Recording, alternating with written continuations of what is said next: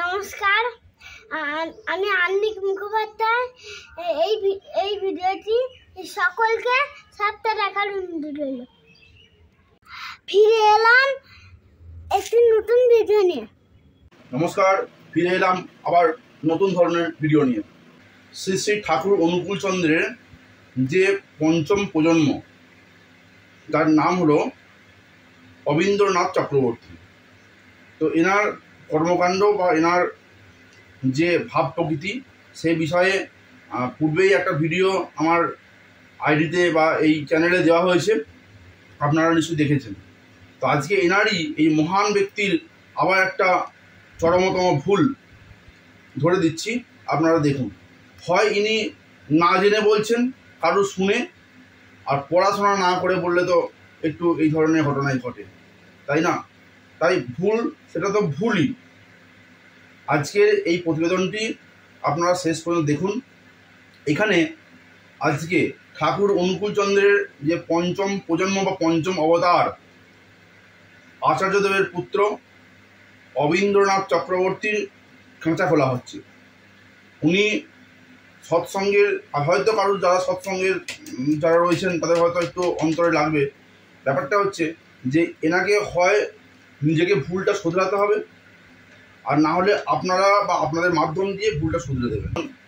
কারণ আপনাদের মাধ্যমে ওনারা ভুলটা শুধরে নিন, যে সঠিকটা বলুন মানুষের কাছে।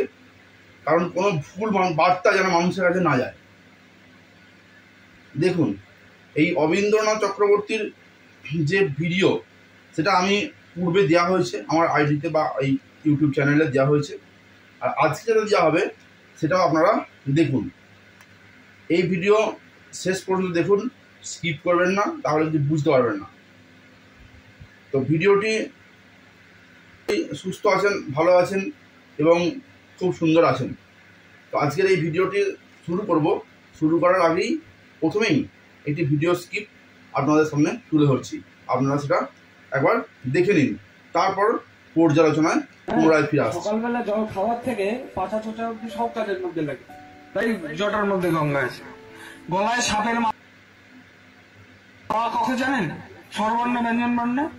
তো শিব ঠাকুরের একটা ভক্ত ছিল পানিনি বলে, পানিনি ঋষি। এই যে কখন, এই যে ভাষার জ্ঞান, এটা তার আবিষ্কার। তিনি শিব ঠাকুরের যখন সাধন ভোজন করছিলেন, তখন শিব ঠাকুর তার সামনে এসে 45 বার ডুগডুগি বাজান।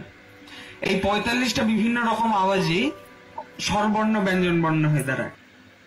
হ্যাঁ, এই পঞ্চম অবতার, যিনি প্রতিটি সৎসঙ্গে যেয়ে আমাদের হিন্দু দেবদেবীদের নিয়ে কুরুচিকর মন্তব্য করেন। আপনারা একটা শুনলেন, আপনাদেরকে আগের ভিডিওতে দেখিয়েছি যে উনি কি বলেছেন, যে গঙ্গা দেবীকে নিয়ে নাকি পাছা ছোটানোর কাজে ব্যবহার হয়। আমরা যখন মলমূত্র ত্যাগ করি, যখন ছোঁচাই, তো পাছা ছোটানোর ক্ষেত্রে নাকি গঙ্গা দেবীকে ব্যবহার করা হয়। এত বড় কথাটা ইনি বলেছিলেন। আর দ্বিতীয়বারে আবার কি বললেন, যে এই জন্যই নাকি শিব মাথায় গঙ্গাকে ধারণ করেছিলেন। তো শিব কেন মাথায় গঙ্গাকে ধারণ করেছিলেন সেটা আপনারা কম বেশি সবাই জানেন। যদি না জানেন কমেন্টে লিখবেন, আমি অবশ্যই পরবর্তী ক্ষেত্রে কোনো ভিডিও সেখানে দিয়ে দেব যে কেন মহাদেব গঙ্গাকে মাথায় জটার মধ্যে ধারণ করেছিলেন। আরেকটা উনি কি কথা বললেন, এটা ভালো করে শুনুন, যে মহাদেব নাকি 45 বার ডুগডুগি বাজিয়েছিলেন। 45 বার ডুগডুগি বাজিয়েছিলেন, এবং ওই ডুগডুগির যে নিনাদ বা যে আওয়াজটা হয়েছিল, সেই আওয়াজটা নাকি স্বরবর্ণ এবং ব্যঞ্জন বর্ণের সৃষ্টি করেছিল। ইনি বললেন ইনি মহান ব্যক্তি, উনি বললেন, কিন্তু এটা সম্পূর্ণ ভুল। দেখুন, এরপর প্রমাণটা আমি আপনাদের দিচ্ছি। প্রমাণ ছাড়া কথা আমিও বলি না। দেখুন, এই প্রমাণটা দেখার পর আপনারা বিচার করবেন যে কোনটা সঠিক আর কোনটা বেঠিক। প্রমাণটা স্ক্রিনের মধ্যেই দিয়ে দিচ্ছি। মিথ্যাবসানে নটরাজরাজ ননাদ ধক্কাং নব পঞ্চবারম ঊর্ধ্বর্তু কাম সনকাদিসিদ্ধ মিতাধিমর্ষে শিবসূত্রজালম। দেখুন, এখানে 14 বার ডমরু বাজিয়েছিলেন। 9 আর 5, নব পঞ্চবারম, মানে 9 আর 5। মোট হয় 14, 9 আর 5 14 হয়, 14 বার মোট ডুমুর বাজিয়েছিলেন। যে প্রমাণটা আমি আপনাদের সামনে তুলে ধরলাম, তাহলে বলুন এরা জানে না, কিছু শিখবেও না, কিন্তু এরা ছদ্মবেশ ধরে চলে আসছে।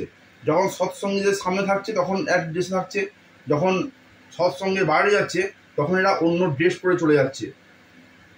আবার যখন সৎসঙ্গে চলে আসছে তখন ধুতি পাঞ্জাবি পরে একদম ফিটফাট হয়ে চলে আসছে। এদের যে অর্থ আপনারা দিচ্ছেন, আপনারা যে আপনাদের কায়িক পরিশ্রমের যে একটা অর্থ গুরুদেবের প্রতি পাঠাচ্ছেন, সেই অর্থ কী উদ্দেশ্যে ব্যয় হচ্ছে সেই জিনিসটা আপনাদের, সেই ভিডিওটা আমি আগের ভিডিওতে দিয়েছি, আপনারা দেখে আসবেন প্রয়োজন হলে আমার আগের ভিডিওটা, তাহলেই বুঝতে পারবেন। এরা ভুলভাল বলে, নিজেরা শিখবেও না, আবার যেটা শেখাবে সেটাও ভুল শেখাবে। তাহলে ভাবুন যে কত বড় ভুলটা ইনি বলছেন এত আপামর দর্শকদের মাঝখানে। এই ভিডিওটি ভালো লাগলে অবশ্যই লাইক, কমেন্ট, শেয়ার অবশ্যই করবেন।